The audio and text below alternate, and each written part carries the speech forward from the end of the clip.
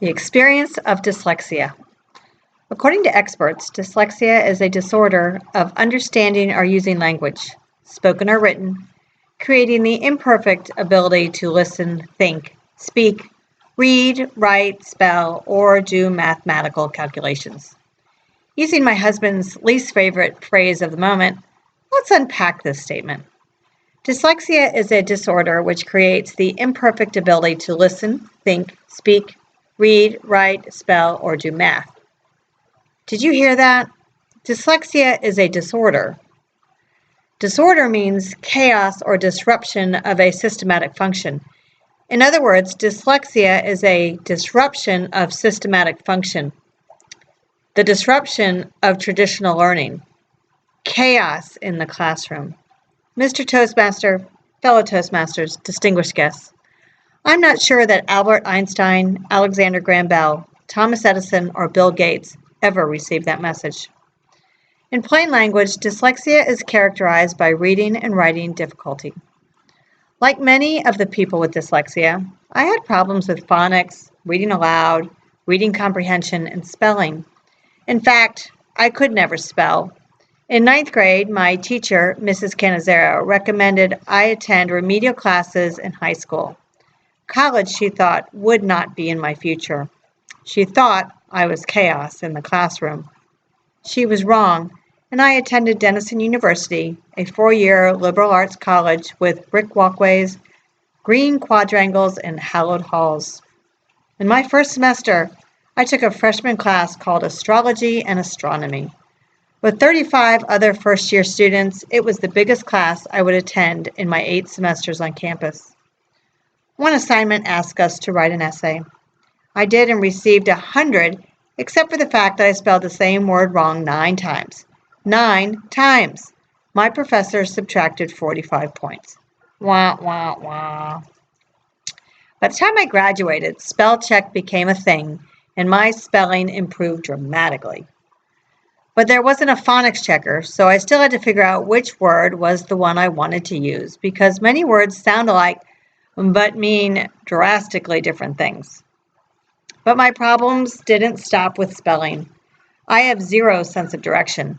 When we travel, my husband loves to step off the elevator behind me and watch to see which way I turn. Inevitably, he will advise, if you think you should go left, go right. I often get my lefts and rights confused. Some folks will suggest, it's easy, which hand do you write with? I'd say right, and freeze when I air grab a pen. Others will say, it's easy, your left hand makes an L. Don't even get me started with B's and D's. Fortunately, I had a light brown freckle on my left hand growing up. It was pounded into me that the freckle is on the left. So even now, at 50, and my freckle all but gone, I pause to look for it. My freckle doesn't help me dialing the phone or reading the tab at a restaurant. I have learned to simply slow down and recite the numbers out loud. Driving with dyslexia is also challenging. Yes, turning left when my GPS says to turn right can make my trip longer. But worse is reading the street signs. Mistaking hobnob for hotshot can become frustrating beyond belief because the letters don't stay stationary. Many dyslexics describe reading as watching letters jump off the page. I've learned I can keep them in place by using my finger. However, when I'm driving, it's much more complicated to keep the signs from changing. As I developed into a professional, I learned to sidestep dyslexia with hard work and concentration. While dyslexia can be challenging, it has its advantages. Reading was a struggle for me. It was something I worked hard at and fell in love with. Putting words together in a certain order can create powerful messages.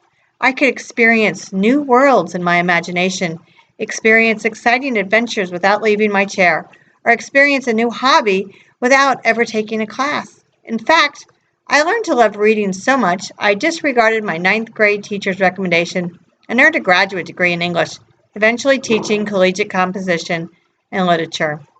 My experience with dyslexia has been a benefit to me. I learned to compensate and overcome. I learned to be diligent and creative. If I couldn't figure out how to spell a word, I would simply find a replacement. Virgin Atlantic CEO Richard Branson credits his dyslexia for his success. Steven Spielberg's scholastic challenges inspired The Goonies, and Keira Knightley took up acting in order to learn to read better. In my own experience of spelling the same word wrong 9 times, I'll tell you this: I will never ever misspell the word experience again.